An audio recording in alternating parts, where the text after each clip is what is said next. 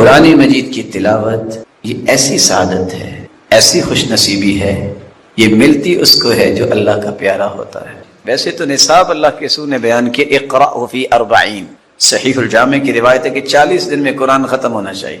صحابی نے کہا میں تو اس سے زیادہ پڑھنا چاہتا ہوں، آپ نے فرمایا اقرأ فی 30، چلو مہینے میں ختم کر۔ کہا نہیں، اللہ کے رسول اور جی چاہتا ہے، فرمایا اقرأ فی 20، 25 اور 20 دن کا تذکرہ کیا، پھر 15 اور 10 دن، پھر فرمایا 7 دن میں مکمل کرو، پھر فرمایا اقرأ فی 3 دن میں پڑھو، اور 3 دن میں جو پڑھتا ہے وہ قرآن کو سمجھتا نہیں۔ اور ساتھ صحیح الجامع کی روایت ہے ان استطعت، اگر تمہاری طاقت ہے تو تم 3 دن سے بھی کم عرصے میں قرآن مکمل پڑھ سکتے۔ اگر قرآن مجید رمضان میں بھی ہم نہیں پڑھیں گے تو پھر کب پڑھیں گے؟ میں نہیں آپ کو منع کروں گا، میری کیا ضرورت ہے کہ آپ جیسے محترم لوگوں کو، میں بھائیوں کو منع کروں؟ آپ ڈان اخبار پڑھا کریں، ہو سکتا ہے کوئی تبدیلی آپ لے آئیں اس کو پڑھنے سے، آپ نوائے وقت جنگ جو ہے وہ دیکھا کریں، لیکن ان تینوں سے پہلے وہ خبریں پڑھا کریں جو اللہ نے اتاری ہیں۔ وہ کون سی خبریں ہیں؟ وہ قرآن ہے، جو دستور ہے، جو آئین ہے۔ ان اللہ یرفع بہذا الکتاب اقواما ویضع بہ آخرین، جس قرآن کی وجہ سے قوموں کو عزت ملتی ہے اور ملی، اور اس قرآن کو چھوڑ دینے سے ہی قومیں پستی کا شکار ہو جاتی۔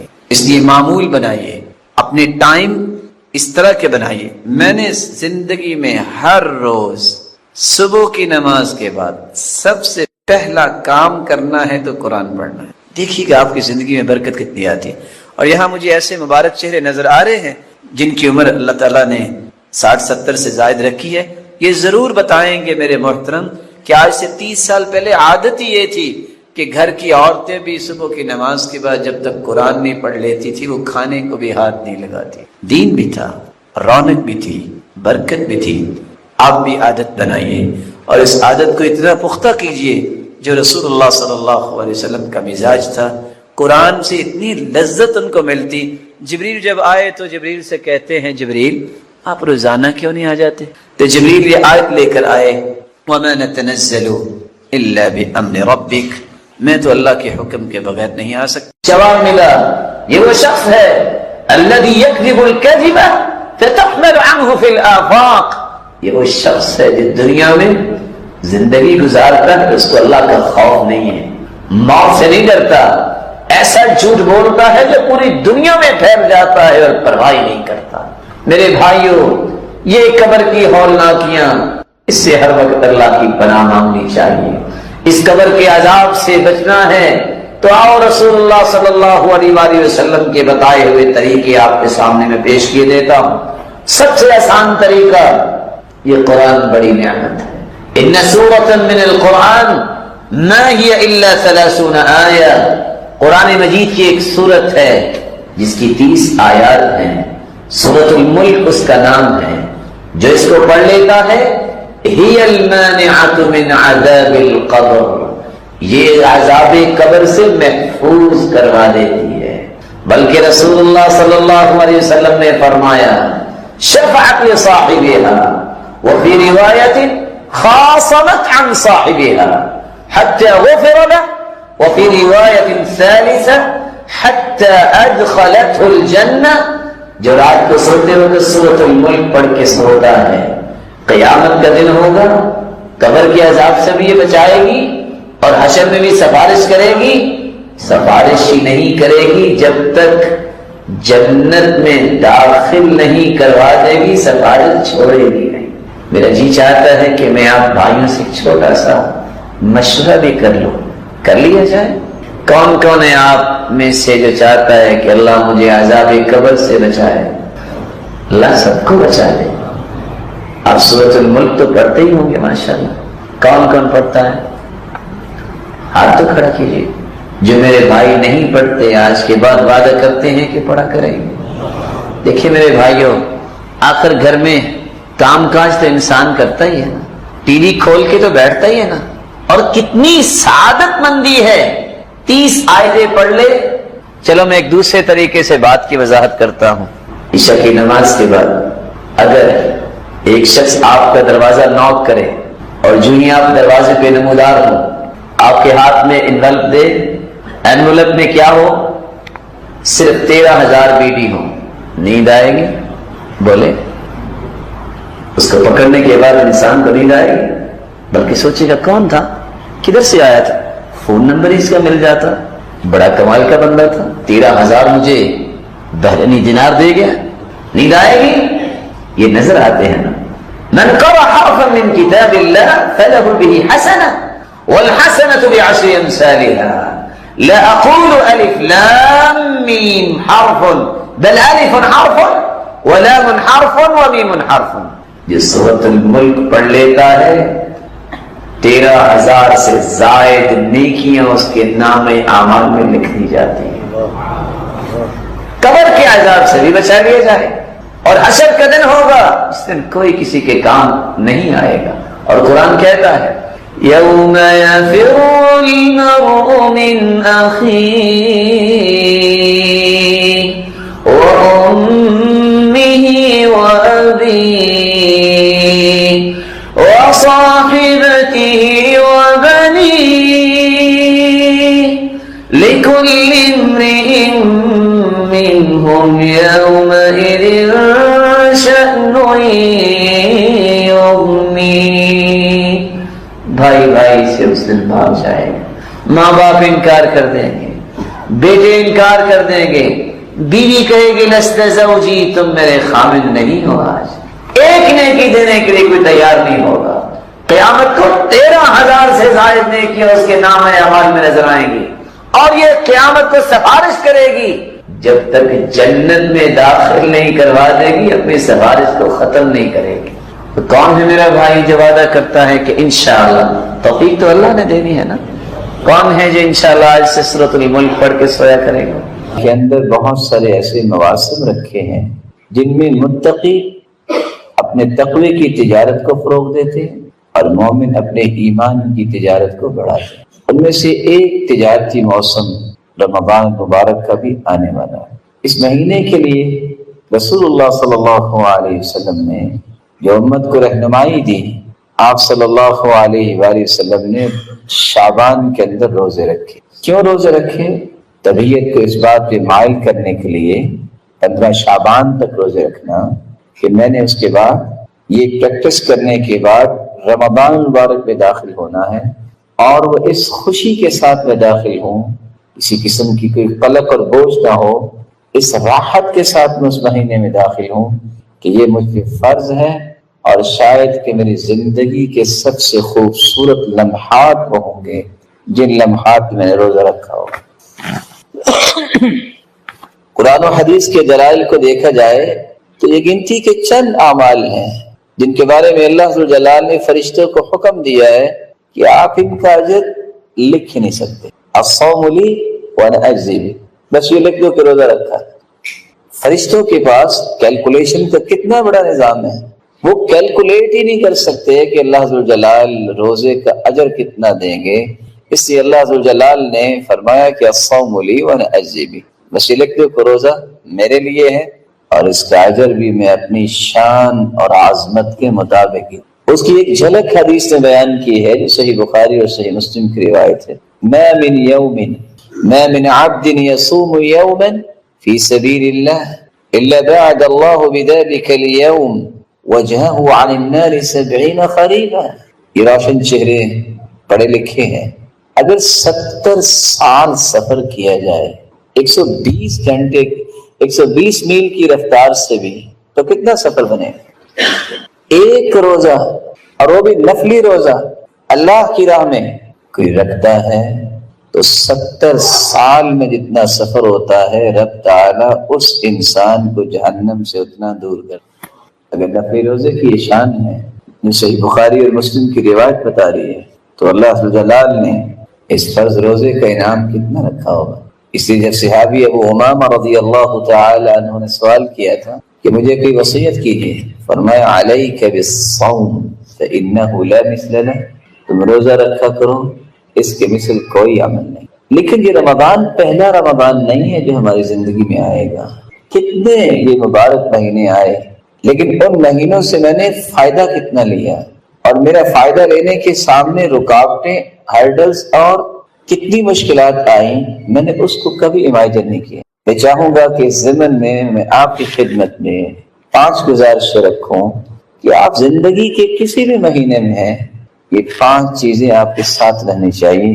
اگر آپ سمجھتے ہیں کہ زندگی کا ہر لمحہ اللہ جلال کے ہاں پسندیدہ بن جائے، تو آپ جب تک ان 5 چیزوں کو اپنے ساتھ نہیں رکھتے، کہ زندگی کے ایام گزرتے جا رہے ہیں، رمضان آتا بھی ہے اور مکمل بھی ہو جاتا ہے، آئندہ سال پھر آتا ہے، یہ تو اللہ کی رحمت اور نعمت جاری و ساری ہے۔ سوال یہ ہے، ماذا استفدنا من هذا الشهر الفضیل، اس فضیلت والے مبارک مہینے سے ہم نے فائدہ کیا لیا؟ اگر آپ زندگی کے لمحات کو صحیح استعمال کرنا چاہتے ہیں تو سب سے پہلی گزارش یہ، جب تک آپ اپنی نیت کو خالص نہیں کرتے کہ میں نے رب کی رضا حاصل کرنا، مجھے اللہ جلال کی خوشنودی چاہیے، بس وہ مجھ سے راضی ہو جائے، اس وقت تک بڑی سے بڑی عبادت بھی آپ بجا لاتے ہیں، وہ اللہ کے ہاں اس کا کوئی ویٹش اور وزن نہیں۔ ان اللہ لا يقبل من العمل الا ما كان له خالصا وابتغي به وجهه، اللہ ذوالجلال صرف وہ عمل قبول کرتے ہیں جو خالص اس کی رضا کے لیے کیا۔ دنیا کے اندر کاروبار کرنے والے 50-50 60-40 70-30 اپنی پسند کی ریشو رکھ کے کاروبار کرتے ہیں، لیکن جب حساب کرتے ہیں ایک پیسہ نہیں چھوڑتے۔ عبادت اتنی حساس ہے کہ اگر 99% آپ نے اللہ کے لیے عبادت کی ہو اور 1% لوگوں کے لیے کہ لوگ بھی واہ واہ کریں، لوگ مجھے اپریشیٹ کریں، تو اللہ جلال قیامت کو فرمائیں گے ترکتہ وشرکہ، میں نے اپنے 99% بھی چھوڑے جس کے لیے تم نے 1% عبادت کی تھی، فلیطلب ثوابہ من عندی، آج بدلہ اسی سے جا کے لے لو۔ اس قدر خسارے کی بات ہے۔ اور جرجانی رحمہ اللہ سے جب کسی نے پوچھا تھا کہ اخلاص ہے کیا، وہ کہا کرتے تھے اللہ تطلب لعملک شاہدا غیر اللہ، دنیا میں سب سے زیادہ ریلائبل کام وہ ہوتا ہے جس کے گواہ ہوں، اللہ ذوالجلال کے ہاں سب سے ریلائبل کام وہ ہے اس میں اللہ کے سوا کوئی گواہ نہ ہو۔ یہ شعور جب انسان کو آتا ہے، بات کرتے وقت، عمل کرتے وقت، نیکی کرتے وقت، عمل صالح اختیار کرتے وقت، میں کس کے لیے کر رہا ہوں؟ مجھے تو رب کی رضا چاہیے، میرے مالک تو راضی ہو جائے، میرے مالک اپنی رضا کے لیے اسے خاص کر لینا۔ یہ شعور اگر بیدار ہو جائے تو اس سے قیمتی انسان ہوئے زمین پہ نو ڈاؤٹ کہ جہاد کتنا عظیم کام ہے۔ شریعت نے جو 2-3 باتیں بیان کی ہیں جن کا وزن میں اور آپ نہیں کر سکتے۔ پہلی بات ذروۃ سنامہ الجہاد، یہ معمولی بات نہیں، اسلام کی کوہان اور بلندی اور چوٹی جہاد ہے۔ باب من ابواب الجنہ یذہب اللہ بہ الہم والغم، یہ جنت کے دروازوں میں سے ایک دروازہ ہے، اس لیے فرمایا نا من لم یغزو ولم یحدث بہ نفسہ مات علی شعبۃ من النفاق، جو شخص اعلاء کلمت اللہ کے لیے جہاد کرتا نہیں ہے اور نہ ہی اس کی نیت ہے، اسی حالت میں دنیا سے چلا جاتا ہے تو نفاق کی موت۔ اور صحیح بخاری اور مسلم کی روایت ہے کہ صحابی نے سوال کیا تھا دلنی علی عمل یعدل الجہاد، کوئی ہے اس کے برابر عمل؟ اللہ کے رسول صلی اللہ علیہ وسلم نے فرمایا لا اجدہ، نہیں، الا رجل خرج بنفسه وماله ولم يرجع من ذلك بشيء، اس کے باوجود اللہ کے رسول صلی اللہ علیہ وسلم سے سوال کیا گیا، اور سوال کیا تھا؟ اے اللہ کے رسول صلی اللہ علیہ وسلم ارأيت الرجل يغزو يريد الاجر والذکر ما له، ایک شخص یہ عظیم کام بھی کرنا چاہتا ہے، اجر کا بھی طالب ہے، لیکن ساتھ اس چیز کی بھی تڑپ ہے، وہ ذکر، لوگ کہیں کیا بہادر ہے، بہادری کے تذکرے ہیں، میں لہو، اسے کیا ملے گا؟ تو آپ صلی اللہ علیہ وسلم نے جواب دیا تھا لا شیء لہو، اس کو کچھ بھی نصیب نہیں ہوگا۔ نکرہ نفی کے سیاق میں ہے والنکرہ تدل علی العموم، اس کو کچھ بھی نصیب نہیں ہوگا۔ حدیث بیان کرتی ہے میدان جنگ میں بھی کافروں کی صف ہے، مومنوں کی صف، اگر کوئی وہاں بھی گر جاتا ہے اللہ اعلم بنیتہ، اس کی نیت کو بھی اللہ جانتا ہے۔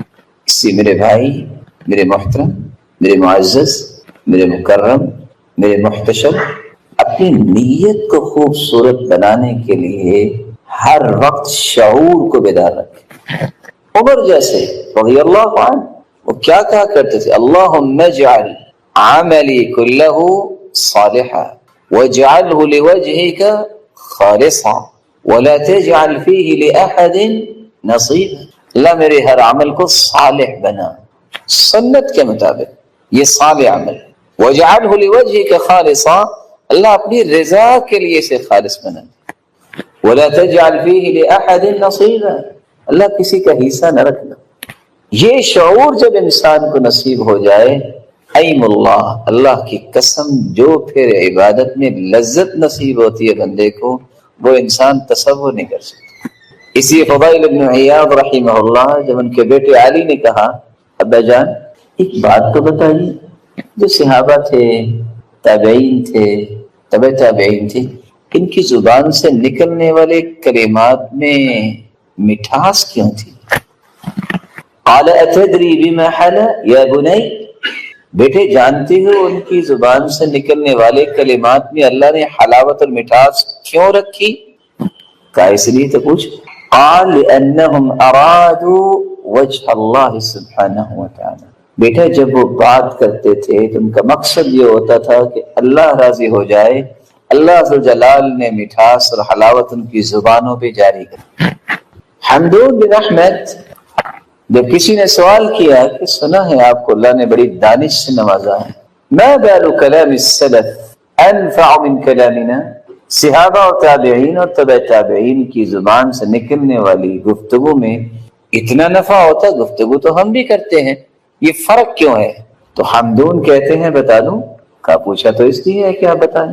کہا سنو، لأنهم تکلموا لعز الاسلام ولنجاة النفوس ولرضا الرحمن، صحابہ اور تابعین اور تبع تابعین جن کو سلف صالحین کہتے ہیں، وہ اس لیے بات کرتے تھے اسلام بلند ہو جائے، لوگ جہنم سے بچ جائیں، اللہ ذو جلال کی رضا مل جائے۔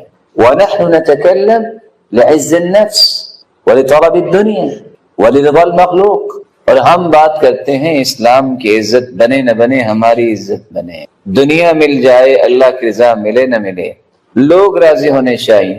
جب گفتگو الگ ہے تو نتائج بھی تو الگ ہے۔ تو میں پھر کہنا چاہوں گا، اپنی نیت کو اللہ کی رضا کے ساتھ جوڑیے۔ وہ جب راضی ہو جاتا ہے تو پھر اس طرح راضی کرتا ہے کہ جو میری عقل اور آپ کی عقل وہاں تک سفر نہیں کر سکتی۔ یحییٰ بن معاذ رحمہ اللہ جب کسی نے سوال کیا کہ آپ کو اللہ نے بڑا فہم عطا کیا ہے، مخلص کی کوئی نشانی بتائیے جس کو ہم اختیار کر لیں، کب مخلص بنتا ہے؟ قال اذا صار خلقه كخلق الرضيع، مخلص اس وقت انسان بنتا ہے جب اس کا اخلاق دودھ پینے والے بچے جیسا ہو جائے۔ دودھ پینے والے بچے جیسا، 1.5 سالہ بچہ جب اس کو باپ اٹھاتا ہے، ماں اٹھاتی ہے، وہ اچھلتا بھی ہے، اسمائل پاس کرتا ہے۔ اس کو اگر باپ یہ کہہ دے کہ میرا بیٹا بہت اچھا ہے، تب بھی وہ اسمائل پاس کرتا ہے، خوش ہوتا ہے۔ اور اس کو اسی وقت کہہ دے کہ میرا بیٹا بہت گندا ہے، پھر بھی وہ اسمائل پاس کرتا ہے اور اچھلتا ہے، کیونکہ اسے سمجھ نہیں آ رہی، اس کو صرف خوشی اس لیے ہے کہ میرے باپ نے اٹھایا۔ مخلص وہ ہوتا ہے ساری دنیا تعریف کرے وہ پھولتا نہیں ہے، ساری دنیا گالیاں دے وہ قبیلہ خاطر نہیں ہوتا، کیونکہ وہ اللہ کے لیے کام کر رہا ہے۔ اس کو غرض نہیں ہوتی کہ میری تعریف ہو، اس کو پریشانی نہیں ہوتی کہ لوگ کیا کہہ رہے ہیں۔ اور امام شافعی رحمۃ اللہ علیہ اس لیے کہا کرتے تھے من اراد ان يسلم من كلام الناس فهو مجنون، جو چاہتا ہے کہ لوگوں کی باتوں سے میں محفوظ ہو جاؤں، میرے بارے میں کوئی بات نہ کو کرے، تو دیوانہ ہے۔ لأنهم قالوا عن الله ثالث ثلاثة، لوگ انہوں نے تو اللہ کو بھی 3 کہہ دیا، ایک نہیں اللہ 3۔ وقالوا عن رسوله ساحر ومجنون، انہوں نے تو افضل الخلق، پوری کائنات سے اعلیٰ اور ارفع اور اسما ہستی محمد رسول اللہ صلی اللہ علیہ وسلم کے بارے میں بھی لوگوں نے کہہ دیا کہ نعوذ باللہ یہ ساحر ہیں، یہ جادوگر ہیں، یہ دیوانہ ہیں۔ ہم کون ہیں؟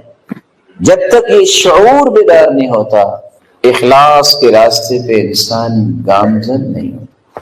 اخلاص کے بعد دوسری گزارش میں آپ کی خدمت میں کرنا چاہوں گا، آپ کی عمر بھلے 100 سال ہو جائے، آپ 100 سال کے اندر کوئی دن ضائع نہ کریں، ساری رات سجدے میں گزار دیں، جب تک سنت کے مطابق عمل نہیں ہوگا آپ کا کوئی عمل بھی اللہ کے ہاں قبول نہیں ہوگا۔ من عمل عملا ليس عليه امرنا فهو رد، اے مردود۔ دنیا کا قابل سے قابل ترین شخص، صالح سے صالح ترین شخص، بڑے سے بڑا عمل بھی اگر کرتا ہے، اگر وہ سنت کے مطابق نہیں ہے تو وہ اللہ کے ہاں مقبول نہیں ہے، مردود ہے۔ بھلا کیوں مردود ہے؟ میرا یہ ایمان ہے اور مجھے امید واثق ہے کہ آپ کا بھی یہ ایمان ہے کہ روئے زمین پر آدم علیہ السلام سے لے کر آج تک محمد رسول اللہ صلی اللہ علیہ وسلم جیسی ذات اللہ نے بھیجی ہے۔ مخلوق میں سے وہ ذات کے اعتبار سے بھی بے مثال ہیں، اپنی بات کے اعتبار سے بھی بے مثال ہیں، اور اپنی اداؤں اور عمل کے اعتبار سے بھی بے مثال، بلکہ جب تک ان کی بات کو حتمی بات، آخری بات، اٹل فیصلہ نہ سمجھا جائے اس انسان کا ایمان اللہ کے ہاں کنسیڈر ہی نہیں ہوتا۔ فَلَا وَرَبِّكَ لَا يُؤْمِنُونَ حَتَّى يُحَكِّمُوكَ فِيمَا شَجَرَ بَيْنَهُمْ۔ میرے محبوب تیرے رب کی قسم، اللہ اپنی قسم خود اٹھا لیں، مجھے میری کبریائی اور عظمت اور تقدس و جلالت کی قسم، جب تک میرے محبوب تیری بات کو حتمی بات نہ مان لیں، میں اپنی کبریائی کی قسم اٹھاتا ہوں میرے نزدیک وہ مومن ہی نہیں۔ امام اہل سنت والجماعہ امام احمد ابن حنبل رحمہ اللہ جو 10 لاکھ حدیثوں کے حافظ تھے، راوی کہتے ہیں میں نے کشتی میں ان کے ساتھ سفر کیا، میں نے سوچا کہ دعا کیا کرتے ہوں گے، میں نے پورے سفر میں سے 2 دعائیں سنی، اللہم احینی علی الاسلام والسنہ، یا اللہ ایک تو اسلام پہ زندہ رکھنا اور ایک سنت کے مطابق عمل کی توفیق۔ السنہ کسفینۃ نوح من رکبها نجا ومن تخلف عنها هلك۔ نوح علیہ السلام نے کشتی بنائی، ایک شخص نے بنائی، کشتی والے بچ گئے، باقی سب ڈوب گئے۔ یہاں ٹائٹینک بنانے والے 100 سے زائد تھے، وہ سب کے سب کشتی سمیت ہی ڈوب۔ یہ فرق ہے اللہ کے فیصلوں اور مخلوق کے تکبر میں کہ یہ ہوگا اور وہ ہوگا۔ اللہ کی طاقت کے سامنے کون ٹھہر سکتا؟ جس طرح کشتی میں سوار ہونے والے بچے، باقی سب ڈوب گئے، سنت کے مطابق عمل کرنے والے ہی بچیں گے، باقی سب کے سب اپنے زندگی کو خسارے میں ڈال دیں گے اور ان کے اعمال بھی ڈوب جائیں گے۔ رسول اللہ صلی اللہ علیہ وآلہ وسلم کی سنت، اس کے بغیر تو عمل کی کوئی قیمت نہیں۔ بعض لوگ یہ کہتے ہیں، اور شاید یہی چکمہ دیا ہوا ہے شیطان نے، دیکھو فلاں کر رہا ہے نا، دیکھو فلاں نے کہا ہے نا، دیکھو کام کتنا اچھا ہے، دیکھو نیت کتنی اچھی ہے۔ نہ اللہ حضور جلال نیت کو دیکھتے ہیں، نہ اللہ حضور جلال کام کو دیکھتے ہیں، وہ دیکھتے ہیں جس محبوب کو میں نے پوری کائنات کا سرتاج بنایا ہے اس کی اداؤں کو یہ پسند کرتے ہیں کہ نہیں۔ اسی لیے حسن بصری رحمۃ اللہ علیہ کہا کرتے تھے، لا يقبل القول الا بالعمل، کوئی قول عمل کے بغیر قبول نہیں، ولا يقبل القول والعمل الا بالنیہ، کوئی قول اور عمل قبول نہیں جب تک نیت خالص نہیں، ولا يقبل القول والعمل والنیہ الا باتباع السنہ، اور کوئی بھی قول، عمل اور نیت کنسیڈر نہیں ہوتی جب تک سنت کے مطابق۔ سنت کے مطابق عمل کرنا یہ اس وقت ممکن ہے جب ہم حدیث کی روشنی میں اپنی زندگی کے زاویوں کو دیکھیں۔ میں صحیح مسلم کی ایک روایت کوٹ کرنا چاہتا ہوں، اس اشکال کو دور کرنے کے لیے جو بس اوقات انسان کو پریشان کرتا، رکاوٹ بن جاتا ہے۔ میں چھوٹے چھوٹے 3 سوال کروں گا اس بات کو قریب کرنے کے لیے۔ صحابہ سے بڑھ کے دنیا میں کو آیا؟ بولیے، ان جیسی نیت کسی کو نصیب ہوئی؟ اور ابھی آپ نے حدیث سنی کہ اگر نفلی روزہ رکھا جائے تو جہنم سے کتنا انسان دور ہو جائے گا ایک روزے کے بدلے؟ 70 سال کی مسافت۔ صحابہ اللہ کے رسول کے ساتھ ہیں، روزہ رکھا ہوا ہے، آپ نے حکم دیا روزہ چھوڑ دو، صحابہ نے روزہ چھوڑ دیا۔ کچھ صحابہ نے کہا ان عندنا نجدہ، ہمارے پاس طاقت ہے، اگر جہاد کی ضرورت بھی پڑی تو ہم جہاد کریں گے۔ انہوں نے روزہ نہیں چھوڑا، نیت بھی خالص ہے، ہیں بھی صحابہ، رکھا بھی روزہ ہوا ہے، تمنا یہ ہے کہ روزہ نبھانا۔ کیا اس سے خوبصورت نیت ہو سکتی؟ فلما بلغ قراع الغمیم، جب قراع غمیم جگہ پہ پہنچے، فاخبر رسول اللہ صلی اللہ علیہ وسلم، اللہ کے رسول صلی اللہ علیہ وسلم کو اس بات کی خبر دی گئی کہ ان بعض الناس، کہ بعض لوگوں نے روزہ رکھا ہے۔ آپ نے کیا فرمایا؟ اولئک العصاة، اولئک العصاة، یہ گنہگار ہیں، یہ گنہگار ہیں جنہوں نے روزہ نہیں چھوڑا۔ صحابی ہو، کمال کی نیت ہو، روزہ ہو، جب اللہ کے رسول صلی اللہ علیہ وسلم کی بات آ جائے، نیت بھی خالص ہے اور معمولی سی تاخیر ہوئی تو کیا کہا؟ گنہگار ہیں۔ اگر میں اور آپ جو بہت ناکارہ لوگ ہیں، اور ہماری نیتوں کا بھی کیا وزن ہوگا، اگر ہم کوئی کام کریں تو ہم گنہگار نہیں ہوں گے جو سنت کے مخالف ہوگا؟ یہ شبہ بھی زائل ہونا چاہیے ذہن میں۔ فلاں تو بڑا قداور شخص ہے، اس کا تو بڑا ویٹیج ہے۔ دنیا کے ہر قداور شخص کو جمع کر لیا جائے، پوری کائنات کو، محمد مصطفیٰ کی ایک بات کا مقابلہ نہیں۔ سیدنا عبداللہ ابن عباس رضی اللہ تعالی عنہ کے پاس ایک شخص نے کہا کہ سیدنا ابو بکر یہ کہتے ہیں، اور سیدنا عبداللہ ابن عباس نے کہا اللہ کے رسول یہ کہتے ہیں۔ مقابلے میں کون ہے؟ وہ ہستی جس کے بارے میں اللہ کے رسول نے خود فرمایا تھا میں نے دنیا میں ہر ایک کے احسانات کا بدلہ دے دیا ہے، لیکن ابو بکر کے احسانات کا بدلہ قیامت کو میرا رب دے۔ لیکن اس ہستی کی بات بھی جب اللہ کے رسول کے مقابلے میں آئی تو عبداللہ ابن عباس رضی اللہ تعالی عنہ کہنے لگے خشیت ان تنزل علیکم حجارۃ من السماء، مجھے خوف آ رہا ہے کہیں تم پہ پتھروں کی بارش نہ ہو جائے۔ نبی کے مقابلے میں صدیق کی بات پیش کر رہے ہیں۔ دیانتداری سے بتائیے، پوری دنیا کے اسکالرز اور ڈاکٹر جمع ہو جائیں، صدیق کی کسی ایک بات کا مقابلہ کر سکتے ہیں؟